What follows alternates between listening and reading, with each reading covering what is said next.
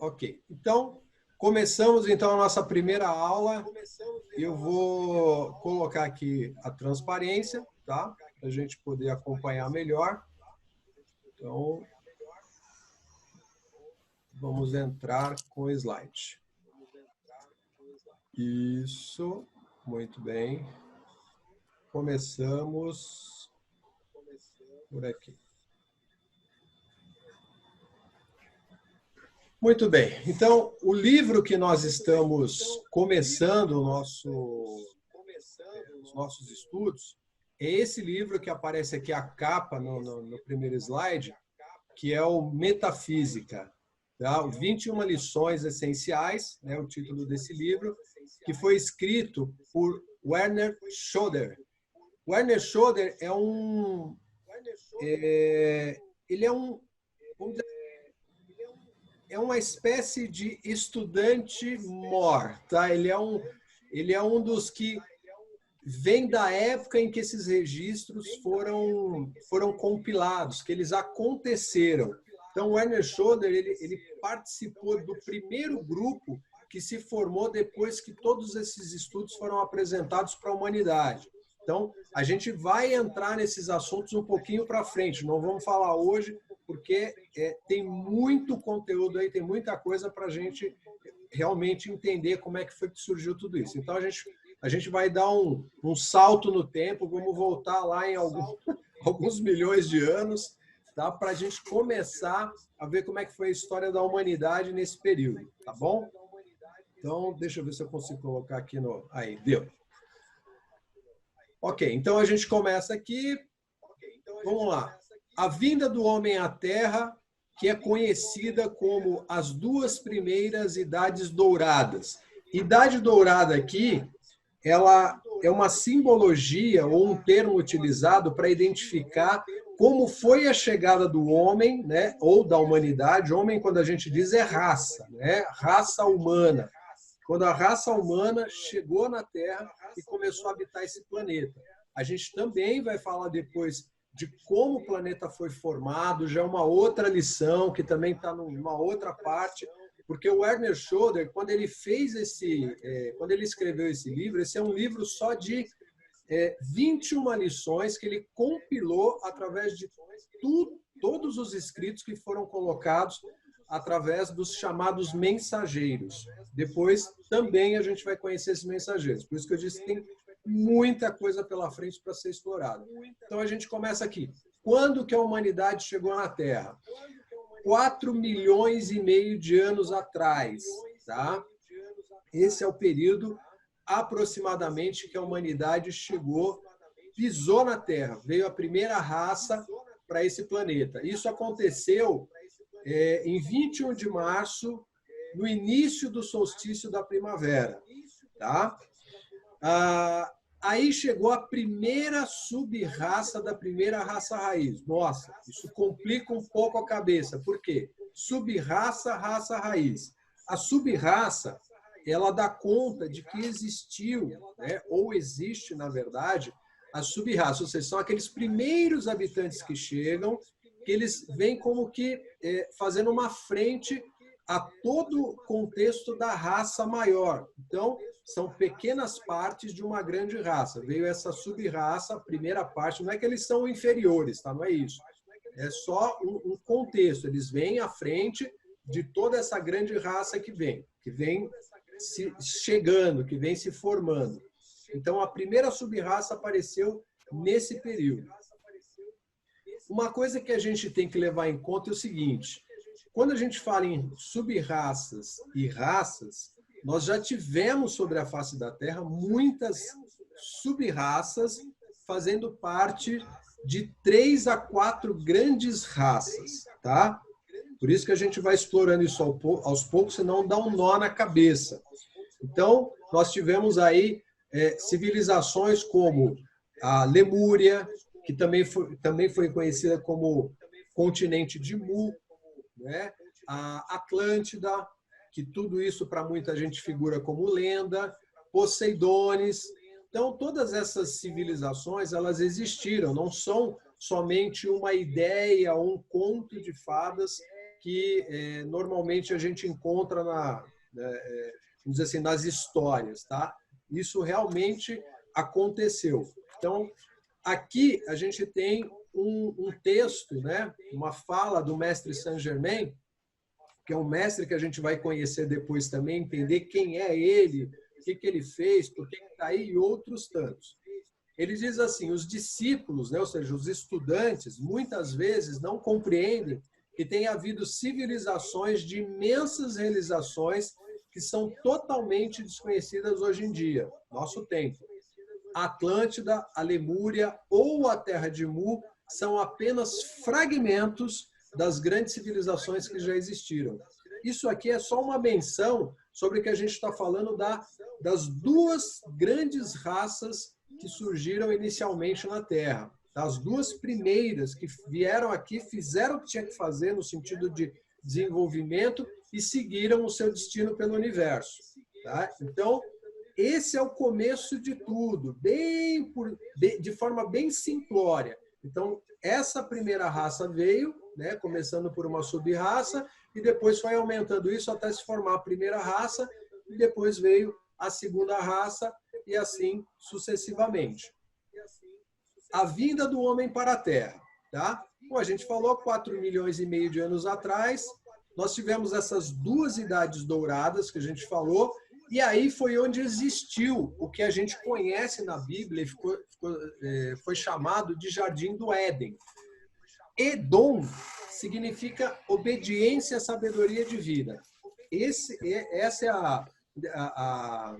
o significado de Edom dentro dessa concepção do Jardim do Éden. O Jardim do Éden era um lugar de maravilhas, ou seja, era a terra, propriamente dita, que funcionava de uma maneira harmoniosa, onde todos viviam em paz, onde essas raças conseguiam, né, essas sub-raças dentro dessa grande raça conseguiam viver em harmonia sem ter nenhum tipo de problema. Então, eles eram obedientes àquilo que eram as leis colocadas através de Deus, através do universo, que foi aí ganhando outros nomes ao longo do tempo.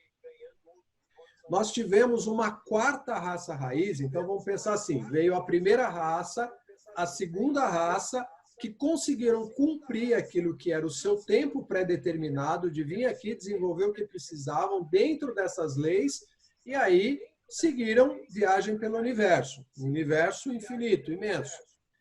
E aí veio a terceira raça raiz, que começou todo o processo, só que quando essa terceira raça raiz estava no planeta, surgiu uma solicitação de que uma quarta raça viesse para o planeta para poder se desenvolver. Só que essa quarta raça ela tinha um pequeno probleminha. Ela já vinha de um outro planeta, de uma outra esfera, que tinha atingido um nível de desenvolvimento muito elevado e ela não conseguia acompanhar, essa raça desse outro planeta não conseguia acompanhar esse processo. E aí foi solicitado a Terra, né, que era um planeta novo, tinha pouco tempo de existência ainda, e essas raças aqui que estavam passando por aqui estavam se desenvolvendo muito bem, estava tudo certo, só que essa quarta raça ela precisava de um lugar para ela dar continuidade, porque lá a vibração daquele planeta já não comportava mais aqueles habitantes. Essas pessoas precisariam de um outro lugar. E aqui ainda tinha uma vibração bem mais, vamos dizer assim, não inferior, mas uma vibração não tão elevada quanto já estava começando a existir nesse outro planeta. E aí foi a solicitação para que essa raça viesse para cá. Só que essa raça foi onde a coisa começou a complicar e eles foram chamados de retardatários. A gente já vai entrar mais nisso a fundo. Foi aí que aconteceu a chamada queda do homem, tá? Onde a gente tem arrogância, rebelião, resistência ao progresso, obstinação e ressentimento às mudanças. Era isso que existia na personalidade dessa raça que a gente chamou de quarta raça raiz, ou para alguns ficou sendo conhecido como os retardatários. Ok? Os mestres também dizem que essa civilização, né? Ou melhor, as primeiras civilizações, da primeira até a quarta raça raiz, né? Da terceira para a quarta, elas começaram na região da Austrália e Nova Zelândia. Ali, a gente considera, entende, de acordo com o que os mestres apresentaram, que foi ali onde existiu o chamado Jardim do Éden. Tá? Bom, o Jardim do Éden, Edom, como a gente falou, era um lugar de maravilhas, era um lugar onde tudo estava certo, perfeitinho, né? E tem aquele versículo da Bíblia que diz: e viu Deus tudo o que tinha feito, e eis que era muito bom. Ou seja, Deus não se enganou, estava tudo muito bem, estava tudo muito certo. As duas primeiras idades douradas e as três raças raízes aconteceram exatamente aí, nesse período, dentro dessa conformação que a Terra tinha naquele momento. Como a gente falou, Edom, obediência à sabedoria divina, e essas raças seguiam à risca isso. Eles estavam voltados somente para aquilo que é chamado plano divino deles. Eles vieram com um plano e, nesse plano, eles estavam executando tudo perfeitamente. Existia uma alta vibração nesse local, né? Então, a Terra, naquela época, ela tinha uma vibração bem elevada, né? Comparado ao que a gente tem hoje, não dá nem para imaginar, é muito diferente. Tanto que os corpos físicos desses habitantes eram corpos que pareciam uma espécie de nuvenzinho, uma fumaça, um corpo bem etéreo mesmo, bem sutil. Não é denso, né? Não era denso como os nossos corpos hoje, né? Que são bem resistentes, né? Vamos falar assim, é matéria mesmo como a gente conhece, né? A carne propriamente dita. Esse período ele apresentava aquilo que a gente conhece hoje através da manifestação de Jesus, né? Que a gente chama de ser crístico. Jesus veio e apresentou aquilo que é a consciência crística, aquilo que esses habitantes, naquela época, conseguiam expressar naturalmente, sem nenhum esforço. Foi o que Jesus fez durante vários momentos da missão dele, do trabalho dele, onde ele se transfigurava, né? Então, ele acabava iluminando o corpo dele. Esses indivíduos, esses habitantes, eles simplesmente brilhavam o tempo todo, eles estavam iluminados, vamos falar assim. A gente usa muito esse termo hoje em dia, né? Iluminação, buscar a iluminação, né? Atingir o nirvana, enfim. Tá voltado a essa ideia, né? Naquela época era idêntico àquilo que a gente chama de ser crístico ou consciência crística, que é o que Jesus apresentou. Naquele período não existia dia nem noite, né, como a gente vê hoje, né? Fala assim, tem o período do dia, depois a noite.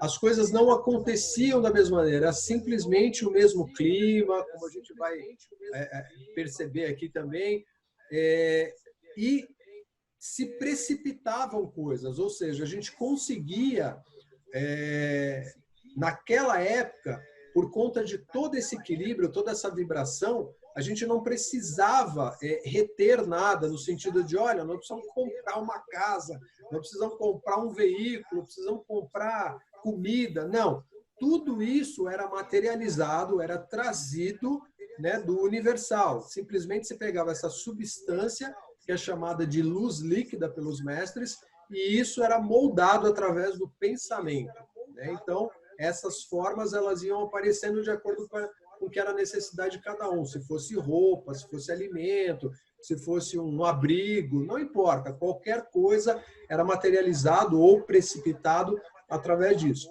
E tudo isso, tudo que era feito, como era seguido através das leis universais, então era feito para o todo. Não era feito para eu, para o egóico. Não existia o ego nessa ocasião, não existia a personalidade. A gente também já vai entrar nesse ponto. Então, tudo que se fazia era pensando nesse todo. Se eu faço alguma coisa, eu faço para que todos estejam recebendo também da mesma forma, com essa mesma intenção. Então, aí existia a beleza, consequentemente a felicidade imperava, e isso era o que era a expressão máxima do que a gente chama de perfeição. Não existia discórdia. Espiritualidade e vida religiosa, né? Como é que funcionava naquela época? a educação, a ciência e a religião caminhavam paralelamente, caminhavam juntas. Não tinha essa condição que nós temos hoje, né, de uma situação onde a gente olha para a ciência, olha para a educação e a religião fica em outro canto completamente diferente, né? Uma situação que não, vamos dizer assim, não tem lógica, né? A gente não consegue ajustar, não consegue associar. E isso era a manifestação da glória do Uno, era a manifestação de Deus na Terra. Por isso que tudo estando em conformidade, a gente conseguia, a partir daí, fazer com que Deus se manifestasse na Terra. O sacerdócio, ele funcionava como uma espécie de desenvolvimento, uma habilidade que alguns buscavam. Então, eu tenho essa vocação, essa disposição em ensinar para os demais, em mostrar para os outros, sabe, para falar sobre a espiritualidade, para falar sobre a ciência, para mostrar a educação, ou seja, esse conjunto, ele poderia ser desenvolvido e era isso que o sacerdócio promovia, trazendo, inclusive, essa capacidade de precipitar, né? Então, todos vinham para cá justamente para aprender como lidar com essa energia, como fazer com que tudo isso acontecesse. Por isso que eu ainda coloquei aqui destacado, a precipitação traz a ideia da materialização. Então, através de todo esse estudo, a gente conseguia, né, eles conseguiam chegar nesse desenvolvimento. E alguns se colocavam nessa posição, né, se desenvolviam para chegar ao sacerdócio e ajudar outros, inclusive para trazer aquilo que seria todo o equilíbrio necessário em relação à energia, que é o que é chamado de sanação, que hoje para a gente funciona como uma espécie de cura das doenças, né? Não mais simplesmente o conhecer o equilíbrio das energias. Nos templos que existiam naquela época, quem cuidava desses templos eram os chamados seres excelsos, ou seres de uma grandiosidade, de um compromisso com Deus, né? com o eterno, de uma maneira que nós mal compreendemos. Então, esses seres, eles cuidavam desses templos, existiam templos na Terra, e esses lugares eram os lugares sagrados, onde as pessoas iam e recorriam em determinados momentos para aprender, desenvolver uma habilidade, enfim, para se aperfeiçoar. Então, isso era tido como a revitalização e equilíbrio dessas qualidades para que pudesse ser desenvolvida a vida a partir daí. Aí a gente vai conhecer um dos templos, o Templo da Fé Iluminada, que fica em Banff, Canadá. Você fala assim, bom, mas fica ou ficava? Não, ele fica. Hoje ele não existe mais fisicamente, porque senão os homens já teriam destruído, né? Já teriam acabado, assim como fizeram com inúmeros templos no Tibete, né? Templos físicos e outros por aí. Né? A própria Biblioteca de Alexandria também tem uma história muito curiosa, enfim, e outros tantos. Tá? Mas o Templo da Fé Iluminada, em Banff, Canadá, ele existe no que a gente chama de forma etérica, assim como vários outros templos. Existem alguns que ainda são templos físicos, que eles estão cravados dentro de montanhas, lugares assim inacessíveis, do tipo Himalaia. Né? Muito se fala sobre o Himalaia. Existe um templo no Himalaia, lá na região do Tibete, só que ele está cravado dentro de uma montanha. Para chegar lá, só quem realmente conhece ou tem autorização para acessar. Senão, simplesmente nunca vai conseguir chegar e vai morrer no meio do caminho, como muitos já tentaram e foi o que aconteceu. Então, o Templo da Fé Iluminada, em Banff, no Canadá, a orientação desse templo, ou seja, quem cuidava desse templo na ocasião, era o Senhor Miguel, o arcanjo. Por quê? A gente falou que os seres excelsos, esses seres de grandiosidade, foram os primeiros que vieram para a Terra. Inclusive, os mestres dizem que quem pisou primeiro na Terra, quem realmente botou o pé aqui pela primeira vez na Terra, foi Arcanjo Miguel. Arcanjo Miguel foi esse ser que se comprometeu em manter a Terra dentro do padrão que são as leis. Ele apadrinhou realmente a Terra. Então, tem uma história muito bonita por trás desses seres que a gente vai ver também que existia todo um contato com eles lá nesse período, por isso que é chamado de Idade Dourada. Então, esse templo ele era destinado para absorver a consciência da fé absoluta na vontade divina. Então, é uma qualidade dessa, vamos dizer assim, dessa virtude. Tudo que a gente vem fazer na Terra está relacionado com virtudes. Nós temos, na verdade, 7 virtudes que são destinadas a esse planeta. Coisas também que nós vamos estudar. Por isso que cada coisa que eu estou falando aqui é um pingo dentro de um universo que, nossa, tem que mergulhar muito. Mas vamos em frente.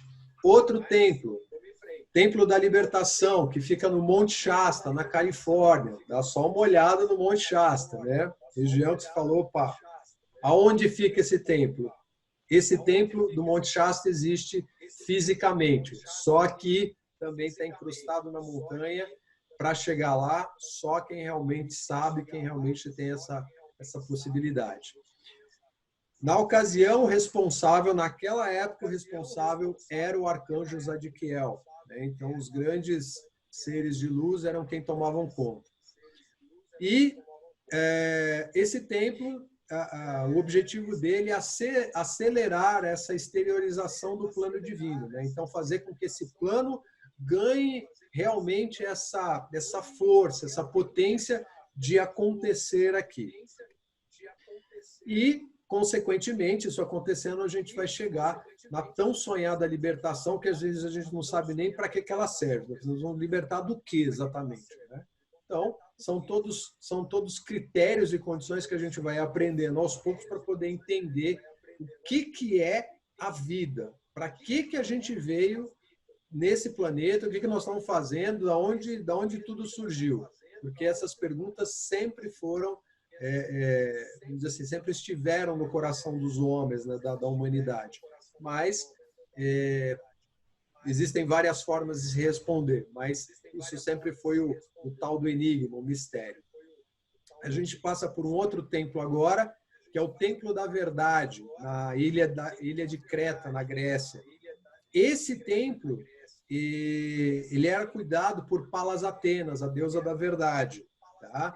Palas Atena é um ser excelso também, assim, que a gente vai se aprofundar. E está acabando o meu tempo, eu acredito. Temos 10 minutos. Era só já foi uma hora? Pois, não, acho que ele dá 40 minutos, né, Lu? Não sei. Eu acho que ele dá 40 minutos, Porque eu estou estudando qual que é o melhor... Próxima vez vamos ver se a gente faz pelo Skype. Espera aí, deixa eu só voltar aqui para nossa... Mas eu tenho uma aula de inglês, ela dura 2 horas. E é pelo Então, Zoom. porque é o plano pago. Esse plano aqui eu ainda não acertei ainda, eu estava falando isso para a Vera, porque eu estou escolhendo, vendo qual que é o melhor, qual que é o mais indicado aqui, porque a gente tem alguns hoje. Então, eu estou vendo se o Zoom realmente é o melhor, e tem vários recursos, enfim. Tá? Mas vamos lá, vamos avançar um pouquinho. Se for o caso, a gente para e começa uma outra, se der para vocês, tá? Que são 40 minutos, tá bom? A gente passou 30 até agora. Bom, então aqui, chama verde da verdade. Chama verde é o seguinte, isso é uma vibração. Toda vez que a gente falar de cor, ou de chama, ou de raio, é uma vibração, que é um estudo também que a gente faz para entender por que existem as cores, a tal da história do arco-íris, enfim. São coisas aí que a gente vai caminhando. Por isso que vão aparecendo aqui, e não dá para a gente aprofundar agora, senão pega um outro caminho. Tá? Bom, aí nós temos aqueles que ficaram conhecidos, ou que são conhecidos como os Choans. Choans é um termo que remete à ideia de senhor, ou um grande diretor, alguém que é responsável por algo. Que naquela época eram os 7 arcanjos. Estou dizendo naquela época porque isso mudou. Depois a gente vai ver quem foram os responsáveis, porque não existiam seres desenvolvidos na Terra nesse nível de libertação, né, o que tinha atingido a libertação, porque as raças que vieram foram se desenvolvendo. Quando ganharam a libertação, pelo livre-arbítrio, pela lei do livre-arbítrio, eles poderiam escolher ficar aqui ou seguir.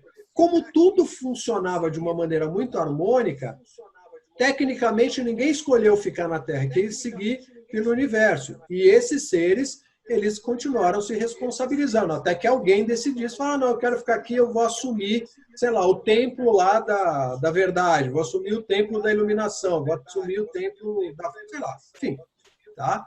Mas isso é uma longa história e foi acontecendo ao longo do tempo, e nós temos hoje seres que se libertaram, como foi o caso do Mestre Jesus, o caso do Mestre Buda, Lanto e alguns nomes que não são muito conhecidos aqui no Ocidente. 7 raios, como eu falei, os raios aqui são virtudes divinas, são vibrações. A gente tem a manifestação da individualidade na encarnação, tá? Então, essa manifestação é justamente o que está atrelado a essa ideia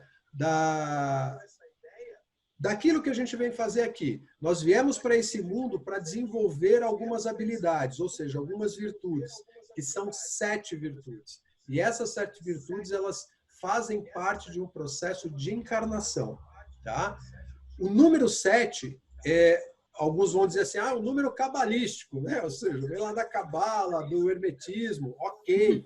Por quê? Porque o 7 tem essa relação com o planeta, com aquilo que nós estamos fazendo aqui. Número 7 são os 7 dias da semana, as 7 cores do arco-íris, 7 continentes, 7 oceanos, 7 notas musicais, 7 glândulas endócrinas, 7 chakras, 7 centros de energia, né? E vai por aí afora. O 7 aparece muitas vezes. Por quê? A gente fala, ele representa o número da perfeição. Perfeição para nós aqui, dentro da Terra. Ou seja, desenvolver essas 7 virtudes que a gente veio para trabalhar aqui. Ok?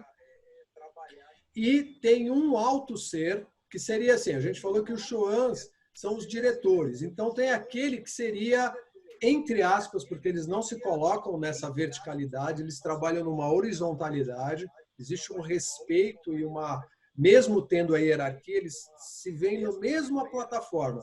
Então, existe o Mahachoan. Maha é acima, ou seja, o Choan dos Choans, é o grande senhor, aquele que comanda os Choans, mas na prática ninguém se olha dessa maneira, entendeu? Todos os Choans, todos esses diretores têm um respeito, uma admiração muito grande pelo Mahachoan. Então, é como um pai, né? Ele cuida dos outros Choans. Então, ele foi vamos dizer assim, aquele que se libertou primeiro, que vem de uma outra esfera e veio cuidar desses outros que se desenvolveram aqui e se libertaram. Tudo bem até aqui, meninas? Acho que deu um sinal aqui, não sei quem foi. Tudo bem até aqui? Foi a Vera? Acho que deu um sinal aqui. Não? É o meu, eu que desliguei aqui. Tá. Mas tá ok. Tudo bem? Então tá. Vamos lá. Vamos ver se dá tempo de falar da reencarnação antes que acabe o tempo aqui. Bom, a reencarnação, ela tem o propósito de falar assim, trazer para o mundo os corpos, a manifestação através dos corpos físicos. Como a gente falou, naquela época os corpos físicos eram muito sutis, eles não tinham essa densidade que nós encontramos hoje. Então, esses corpos, eles não vinham através de um processo como a gente conhece hoje da sexualidade, né? Não existia o sexo como nós conhecemos, né? Ou seja, pênis, vagina, vamos falar o termo correto, né? Da relação sexual. Não era assim que funcionava. Existia um corpo masculino, existia um corpo feminino. Só que esses corpos, eles tinham conscientemente, né? Ou seja, esses espíritos que habitavam esses corpos que estavam se manifestando aqui, eles tinham conscientemente essa ideia de projetar raios de luz, cada um. Então, se eu venho num corpo físico masculino, eu projeto um raio concernente, ou seja, eu tenho essa capacidade, essa qualidade de projetar um raio nessa dimensão, ou seja, de aspecto masculino. E o outro corpo, que é feminino, tem a capacidade de projetar um raio desse aspecto feminino. Quando esses raios se cruzavam, aí sim, entre essa mistura dos raios, surgia esse outro corpo que a gente chama, né, de um aspecto masculino ou de um aspecto feminino. Tá? Então, não tinha essa situação que nós encontramos hoje. Os corpos naquela época também duravam centenas de anos. Então, uma encarnação, ela durava muito tempo. Por isso que quando a gente vai lá na Bíblia, a gente encontra isso, a história de Matusalém, do próprio Adão, né? Nossa, 900 anos, 800. Isso é literal, ou seja, só que claro que a leitura que foi feita ali, a maneira como foi apresentada, ela foi apresentada numa outra época contando algo de uma história passada, de uma história pregressa. Não é uma situação que viveu ali, né, como fala do Pentateuco, onde Moisés escreveu e viveu o que os antepassados dele acabaram experienciando. Isso vem através da história e foi registrado, mas é literal, são 900 anos, 800 anos, tá? Pode ter até alguma falha ali em termos de período, mas era exatamente isso que acontecia naquela época. Existia uma extensão muito grande porque os corpos não funcionavam da mesma maneira que hoje. Tá? E a morte era uma coisa inexistente, ela não fazia parte dessa ideia que nós temos hoje de um corpo envelhecendo, a decrepitude, e depois ele desaparece. Não tinha como, não era possível essa situação. Né? Os corpos realmente tinham essa condição de longevidade, porque todos estavam realmente conscientes, não só durante, como também quando finalizava, né? Ou seja, quando terminava o processo aqui, eles saíam daqui conscientes, deixavam o corpo físico e retornavam para esse chamado mundo espiritual, ou como a gente chama de meios internos, né? Para outras esferas, e quando retornavam totalmente conscientes, ou seja, eles lembravam de tudo que eles fizeram nos outros 600, 700, 800, 1000 anos que eles viveram aqui numa encarnação. Então, voltava totalmente consciente. Não é como agora, que a gente, entre uma encarnação e outra, simplesmente dá um apagão e a gente entra nessa situação de não me lembro de mais nada. O que acontecia naquela época é que, por todos estarem conscientes, tanto os pais quanto aquele, né, o indivíduo ali, o espírito que estava encarnado, que ia retornar, né, que ele ia... Falávamos sobre a reencarnação, né? Então a gente falou sobre os corpos físicos, né, que eles eram projetados através dos raios de luz, e esse cruzamento dos raios é que fazia com que o corpo realmente existisse, que ele fosse gerado. Tá? Tem até um texto no material que eu passei para vocês que fala sobre o planeta Aquária.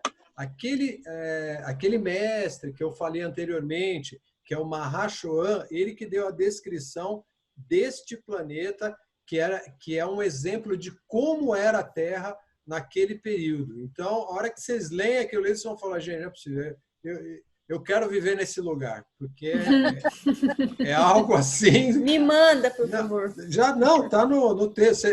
Acho que eu passei para a Vera. A Vera não passou para a Luciana. Não, eu passei. Para mim, ela passou. Você só não leu ainda. Tá. Não consegui. Tá, então tem lá no material. Tá bom?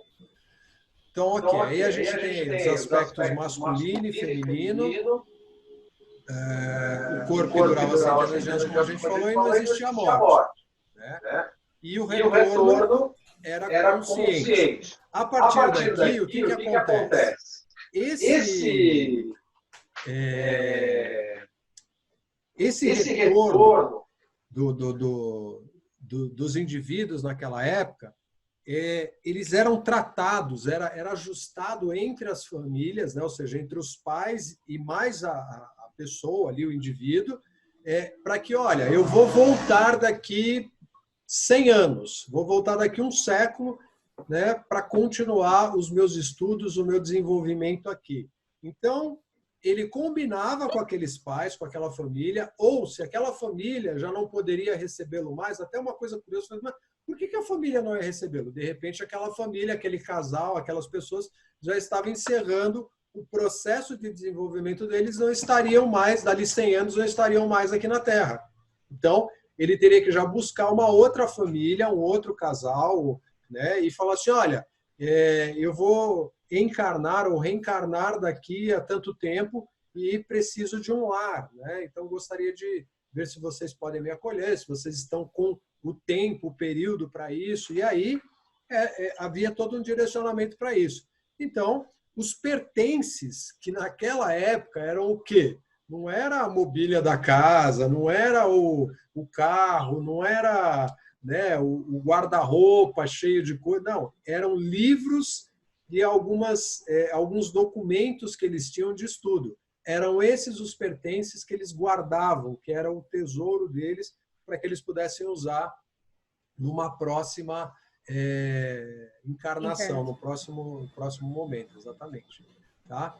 Então, quando acontecia vamos dizer assim, essa despedida, esse momento do separar-se, né, desses pais, ou assim, ok, vou para o meu descanso, esse indivíduo ele ia até um templo, né, que era um chamado Templo da Finalização, e nesse templo ele se colocava, né, fazia lá, tinha toda uma cerimônia ali, né, uma coisa muito ritualística, bonita, né, tranquila, onde ele se despedia, agradecia ali pela oportunidade, pelo carinho, ou seja, toda a acolhida que ele teve naquela família, e ele entrava no que o sacerdote, né, o trabalho que o sacerdote fazia, que era sustentar a chama sagrada, era um fogo sagrado realmente, uma grande chama.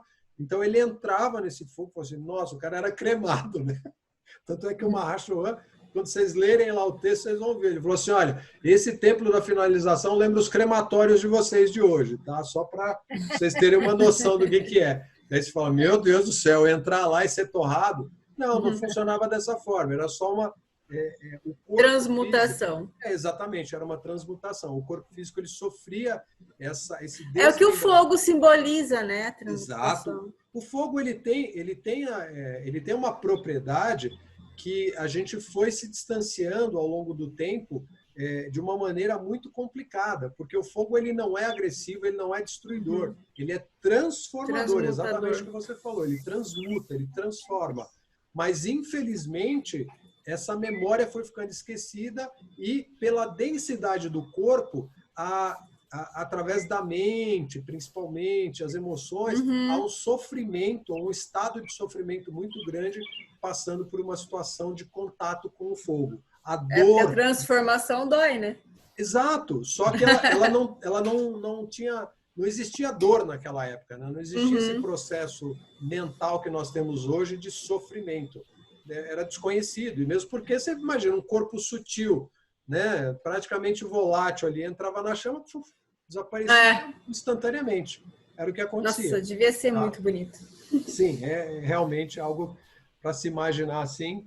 Então, o grande objetivo aí, durante todo esse processo da reencarnação, era justamente alcançar essas virtudes de Deus que a gente falou para chegar na ascensão. E a ascensão aqui é o que Jesus demonstrou publicamente. Foi o que Jesus fez depois do processo da crucificação, né? E a ressuscitação, ou seja, ele trouxe o corpo físico dele de volta à manifestação. Só que aí ele já tinha atingido esse nível vibracional, né? Já tinha produzido todo esse nível vibracional, então o corpo dele começou a se misturar, começou realmente a ser alterado atomicamente por essa vibração mais elevada. E aí chega o momento culminante onde Jesus faz isso publicamente, ele começa a acelerar as partículas atômicas dele e alcança um nível de vibração tão elevado que ele desaparece da vista de todo mundo. Então, falar, ele subiu aos céus, né? Ele virou vapor e sumiu. Mas é exatamente isso. Era o que acontecia naquela época, mas de uma maneira muito natural, era comum, né? Hoje... Bom, aí, falando sobre a tão famigerada morte, a gente tem aqui. A morte nada mais é que uma oportunidade para descansar e refinar as faculdades da consciência pessoal. Isso se faz para libertá-las do tumulto e discórdias da Terra o tempo suficiente para que recebam uma infusão de luz e força, que irá capacitar a atividade externa da mente para reassumir uma vez mais o trabalho na experiência física. A encarnação física tem o propósito de preparar, aperfeiçoar e iluminar um corpo cuja ação vibratória pode ser levar para mesclar-se com o corpo da magna presença eu sou, ou seja, a nossa consciência suprema. Nós a chamamos a mágica presença. Esse é o mestre Saint Germain falando. O amado Jesus se referia a esta presença, né, a ela, como a túnica sem costuras, ou túnica inconsutil, tá? Num termo mais... Saúde. Bom, e aqui tem a referência do planeta Aquário, depois vocês leiam, vão ver lá que é uma história bem interessante, tá bom? E aí a gente pode depois conversar Bem um pouco bacana. a respeito. Oi? Cadê ele? Não entendi. Quem... Fala, Vera. Tá no estudo, ela está perguntando cadê ele. O estudo que eu te sim. mandei tem. Tá lá no estudo. Tá tá. dentro do estudo. Bom? Bom, aí a gente entra para o clima e ambientes na Terra. Tá? Como era naquele período? Era um clima semitropical. Não tinha frio, não tinha o calor extremo, não existiam esses extremos. Era um clima sempre ameno, sempre tranquilo.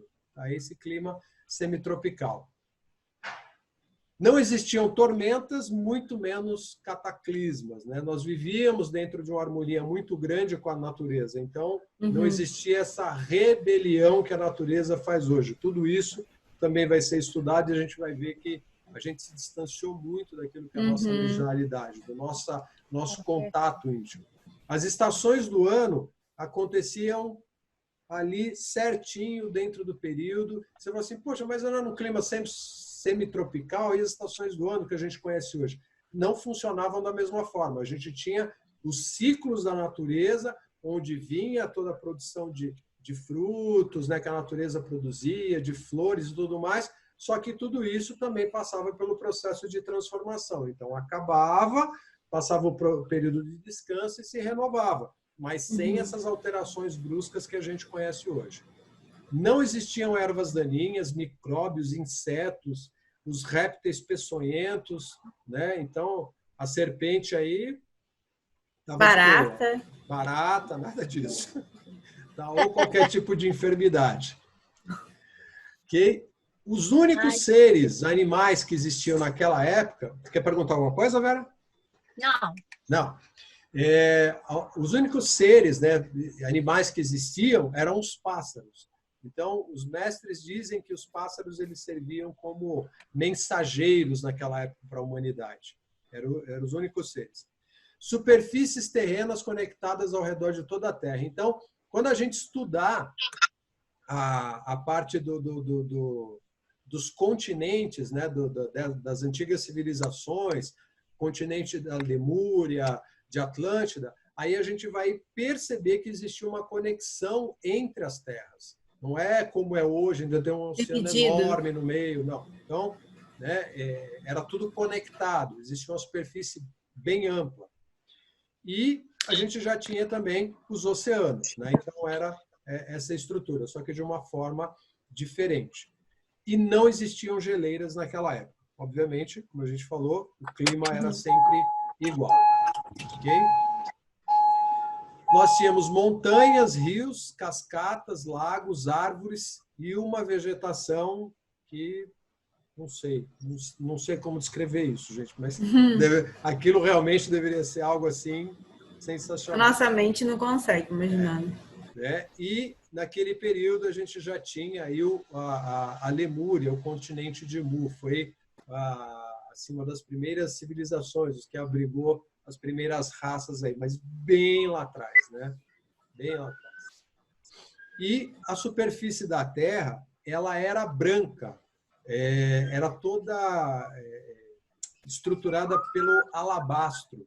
E eu, né, que sou um curioso também, falei assim, bom, alabastro, legal, alabastro, joia, né? Eu até estudei uma coisa alabastro, mas não me lembro coisa nenhuma. Em termos de argila, seja lá o que for. Eu falei, bom, então deixa eu buscar o alabastro, né?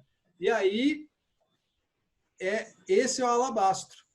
tá? São esses minerais, né? Esse mineral aí tem algumas variações que se fazem esses objetos aí, abajur, cânfora, essas coisas aí. É um material realmente muito bonito, né? Você vê que é de uma... Parece um mármore.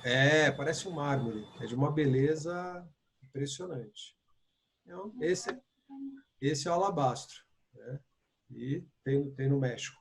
E tem no México. Muito bem. Então, aí nós vamos para os chamados retardatários. Os retardatários foram a quarta raça raiz que veio para o planeta, que tinha um desenvolvimento espiritual muito inferior, né, como a gente já comentou, e a atenção desses indivíduos ela estava voltada muito para satisfações pessoais e sensoriais, algo que a gente conhece bem hoje em dia. Será que é daí que vem o termo retardado? Luciana, eu não posso lhe garantir isso, mas faz um grande sentido. Né? Porque retardo, né? Porque não tem isso dentro não tem isso dentro do dicionário, retardado.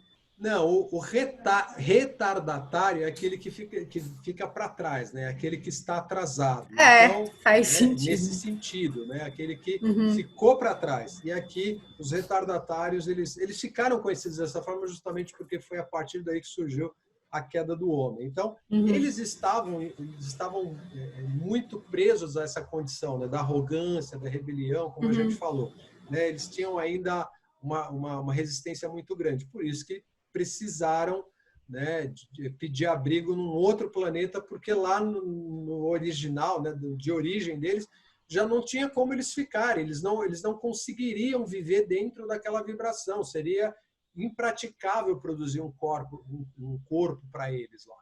E isso é bem claro para a gente, né? E a Terra, ela chegou para nós aqui em termos de planeta, os mestres, né, os seres cósmicos, eles sabendo, né, que essa raça vinha já com uma condição diferente, eles prepararam os habitantes da Terra, as primeiras raças raízes, prepararam já assim durante um bom período, ficaram 100 anos preparando para a chegada dessa população, mas não deu muito certo. E eles tinham a atenção totalmente voltadas para a personalidade. Foi nesse período que começou a se desviar a atenção de Deus, né? Ou seja, das leis divinas, e o ego começou a se formar. Tá? Aqui foi onde aconteceu o fim das Idades Douradas. Foi nesse período em que nós começamos a condensar, eu vou colocar nesses termos, a gente começou a estruturar aquilo que nós chamamos hoje de alma. Assim, nossa, mas a alma não é uma coisa divina? Não, infelizmente não. A alma não é uma coisa divina. A alma, na verdade, é essa junção que os mestres chamam de quaternário inferior, ou seja, são 4 veículos inferiores, que é o que a gente chama de corpo físico, que chegou nessas condições que a gente sabe, a mente, né, o emocional, os sentimentos, e mais aquilo que é o corpo das lembranças ou a parte mais etérica, aquela parte mais sutil que a gente, em algumas religiões, como por exemplo o próprio Espiritismo, chama de corpo etérico, perispírito, enfim, tem alguns termos aí. Então, esses corpos formam aquilo que a gente chama de personalidade ou, no caso, a alma. Né? Quando perde o corpo físico, aí fica só a alma, né? Que é essa estrutura mais grosseira. E a gente vem para as consequências da queda do homem. Né? Tá lá o coitado do capeta, lá, e, né, instigando a Eva e fala, come aí. Né? Então, como a gente viu, começou a acontecer, você ri, né, Vera? O negócio foi sério. É que a Vera fala o Janho. Então, lá pela Austrália e Nova Zelândia foi onde a gente começou a ter essa, né, essa movimentação toda. Né? O Jardim do Éden foi ali. Isso aconteceu, esse processo, né, da queda do homem, ocorreu por volta de 50 mil anos depois da chegada do homem na Terra. Tá? Então, Nossa, e eu sempre acreditei que a Terra tinha no máximo uns 5.000 anos. Não. Nem pela nossa ciência, né? Pois é, né? Nem pela Mas nossa ciência. O que ensinou. Não, isso é expressão bíblica através Não, de um povo, né? hoje eu sei que não. Hoje eu acredito nisso. Não, e a gente tem muitas evidências, e, enfim, já tem muito material, né? Até das próprias filosofias do passado. Bom, essa situação dos retardatários e convivendo aqui, mesmo tendo preparado aí os 100 anos, né? Um século preparando, sabe, todo mundo ali, ainda assim a coisa não deu certo, porque o pessoal chegou apavorando o baile, entendeu? E afetou, inclusive, os sacerdotes. Os sacerdotes viram aquilo, não é que os sacerdotes viram e falaram assim, legal, vamos passar para essa turma aí. Não, os sacerdotes ficaram, uma parte deles, né, se dividiram. Uma parte deles ficou revoltado com aquilo, com aquela situação desses seres chegando aqui, e começaram a fazer os voodoo, começaram a usar o poder para expulsar esse povo daqui.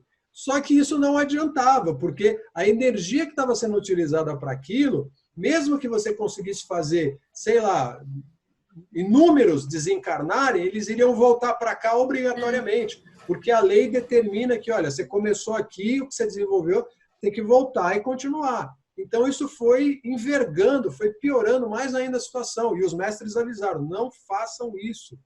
Por quê? Porque os sacerdotes eram quem ficavam aqui, eram quem controlavam, quem direcionavam, né? Ou seja, eles eram os orientadores nesse aspecto mais próximo, né? Então, a coisa foi complicando. E os corpos, a partir daí, foram ficando cada vez mais densos, que são até chegar nesse ponto que a gente conhece hoje. E, com isso, a luz natural que existia, ela foi declinando, foi desaparecendo, né? Que voltou aqui, pronto. Essa foi a situação onde surgiu o medo. Foi a primeira vez onde se conheceu, se percebeu que o medo era algo conhecido, né? Era algo que existia. Porque até então ninguém nem imaginava a possibilidade disso. Tá? Não existia esse sentimento. Não. Então, e aí está aqui o que a gente falou sobre a formação da alma, né? A personalidade, então ela surge nesse momento. E a consciência divina, consequentemente, foi esquecida. Não se tinha mais cada vez... Aí houve o desligamento, né? Exatamente. A queda do homem. Isso, é por isso que se chama a queda do homem, né? É que ela não é literal, né? Que até hoje eu entendia isso como literal, tipo a queda do homem literal, entendeu? Não, é a queda de uma raça, né? Um processo que foi acontecendo através dos séculos, né? Não foi uma coisa que, bom, hoje, né? Um dia para o outro, né? No sétimo dia aconteceu. Não, isso... Não dá, nem teria como. 5 dias, 7 dias e no sétimo já era. Não dá, não funciona assim. Bom, e a partir daí o sexo passou a ser uma condição de contato físico, porque os corpos se densificaram, a personalidade ela começou a buscar aquilo que era a sua sensação, ela não conseguia encontrar mais a identificação com o divino, e ela começou a encontrar no próprio corpo. E aí foi onde surgiu o sexo da maneira como a gente conhece hoje para conseguir gerar uma vida, né? Então foi uma transformação profunda, bem grande. Bom, é bem bacana essa explicação, porque você, né, a gente sempre vê que na relação sexual existe muita energia, né? Sim. É um negócio assim tremendo, a energia que circula ali no ato sexual. Sim, e aí, pensando dessa forma, com essa explicação de que antes não existia o sexo, mas simplesmente a energia, eu acho que telepática podia ser, né? Sim. Que faria tudo isso, acabou isso, mas essa energia, né? A energia da criação, né? A energia sexual. Nós vamos entrar também no estudo que fala especificamente sobre o poder, a força dessa energia, porque está tudo relacionado exatamente com com a nossa condição enquanto seres divinos, né? Nós não... Essa é a energia Kundalini? Sim, A energia Kundalini é exatamente Kundalini. isso. É a energia que os orientais, os indianos principalmente, falam, né, se referem sobre a energia que está enroscada na base, né, do primeiro chakra, ou seja, está ali na região sexual. E quando você desperta ela, Desperta todos. qual que é o objetivo? O objetivo é subir, fazer esse espiral, né, ou seja, subir em direção ao sétimo chakra, né? Então, esse E a ligação com o divino. Isso, exatamente. Essa é a condição original, que era o que acontecia naturalmente. Só que essa energia, naquela época, ela circulava por todos esses centros de energia e era expandida através do coração para gerar um outro corpo. Não precisava concentrar ela na região do órgão sexual, expelir um esperma e alcançar um óvulo. Isso não funcionava dessa maneira. Entendeu? Então, nesse período foi onde surgiu aí o chamado véu de Maia, ou seja, o véu da ilusão. Tá? Esse véu da ilusão, ele traz essa condição vamos dizer assim, do nosso esquecimento. Aquilo que você está falando sobre, voltar para cá, acho que é melhor não lembrar. Realmente é melhor não. Né? Isso foi criando, foi se estabelecendo na atmosfera da Terra, que também é uma coisa que a gente vai depois passar também para conhecer como é que todo esse processo. E naquela época... Fala. Você fala que a consciência divina ela é esquecida. Na verdade, com o surgimento do medo, né, e a formação da alma por conta da personalidade e todas as coisas que a gente vai falar depois, na verdade foi havendo um desligamento do divino, né? Por conta disso, da inserção da personalidade e do medo. Sim. E aí ela acabou sendo esquecida porque ela foi meio que engolida por tudo isso, né? Sim, essa condição da personalidade, ela voltou a atenção para si própria e simplesmente parou de olhar para aquilo que é o divino, para aquilo que é a sua relação original. Então, consequentemente, vamos dizer assim, esse véu de esquecimento foi se formando, estabelecendo, e a gente foi perdendo esse contato. Tanto que anjos elementais e mestres naquela época andavam lado a lado com a humanidade. Então a gente via os seres da natureza, aqueles que trabalham e sustentam a natureza, que são os contos de fábula que a gente conhece através dos gnomos, das indinas, das sílfides, das fadas. Tudo isso é conto de fadas, né?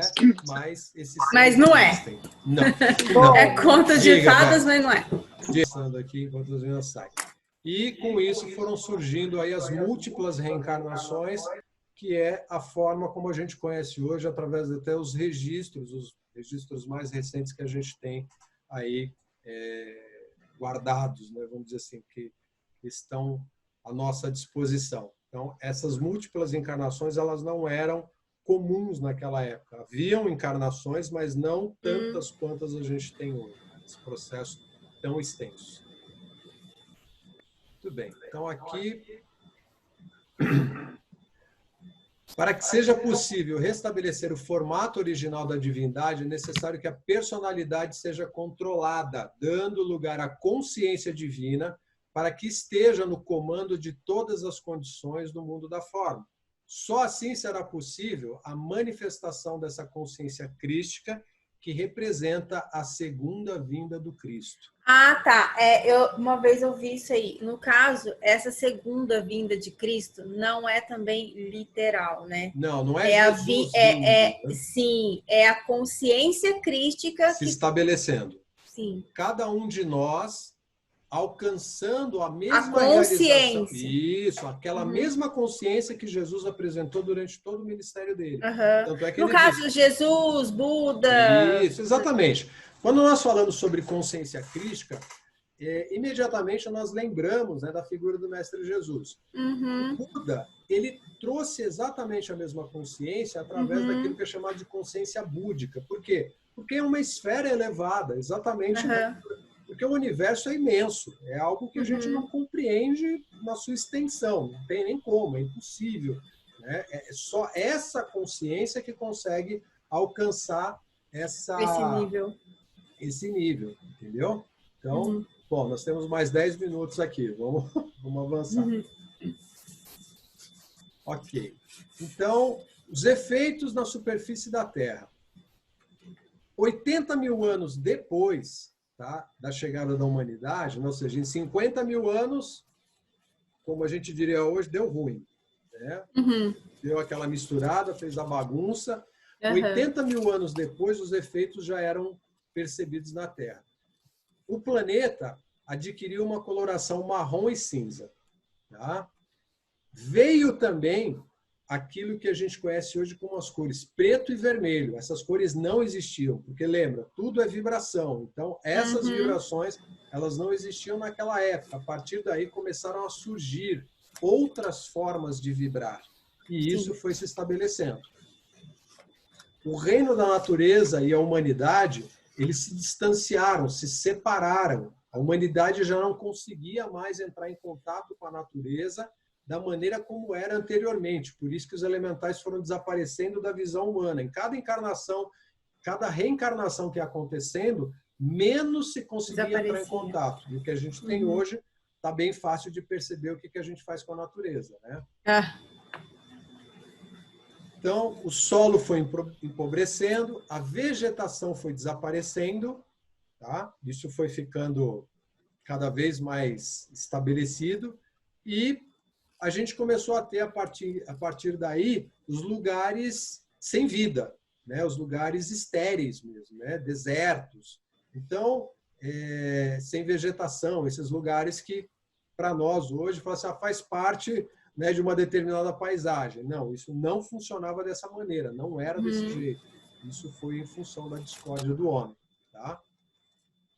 E os cataclismas, terremotos e erupções vulcânicas foi onde começou a aparecer justamente por conta dessa situação de distanciamento dos elementais, dos seres da natureza. Eles, então, foram se revoltando. Tá? Bom, o propósito da encarnação é o aperfeiçoamento no plano físico, sempre foi isso. Trazer a perfeição dos âmbitos celestiais para a vibração mais baixa. Tá? Ou seja, não que a Terra tivesse uma vibração inferior no sentido de distorção. Era uma vibração diferente daquelas que existem em níveis mais elevados. Então, vinha aqui, desenvolvia, e quanto mais a gente ia produzindo aqui, mais a Terra ia se carregando dessa vibração mais elevada e iria se igualar com outras esferas, que é onde a gente tem que chegar. Tá? Não vai vir ninguém para fazer isso pela gente, não. Utilizar a energia pura e gloriosa de Deus. Sempre foi esse o propósito, sempre foi esse o destino. E os elétrons, ou seja, aquilo que a gente já conhece hoje através da ciência, que é a menor parte, né, aí do átomo, vácuo quântico, na verdade. Exatamente. É o que falam, vácuo quântico. Isso, esse vácuo quântico é a parte onde transita o elétron, tá? Que o Einstein chamou de vazio de Deus ou o espaço de Deus, né? Então, aqui é onde a gente tem essa plenitude do plano divino. Tudo é energia, absolutamente tudo é energia no universo. Tudo é composto por elétrons. E é isso. E eu gostei muito, foi muito bom. Eu vou ler o material, porque eu não consegui ler ainda, porque a correria aqui não é brincadeira. Eu imagino, não tem problema. Mas eu vou ler, e daí, quando for a próxima aula, eu vou estar craque no estudo. Tá bom, querido. Então, aí eu mando o material, eu já tenho aqui o teu WhatsApp, aí eu remoto para você também, tá bom? E aí já passo as informações. Qualquer dúvida que você tiver do material, você sinaliza e a gente vai trocando mensagem, tá bom? Gratidão imensa. Gratidão, querida. Tá bom? Gratidão. Bye, bye. Fique em paz. Tchau, tchau. Tchau, Priscila. Tchau.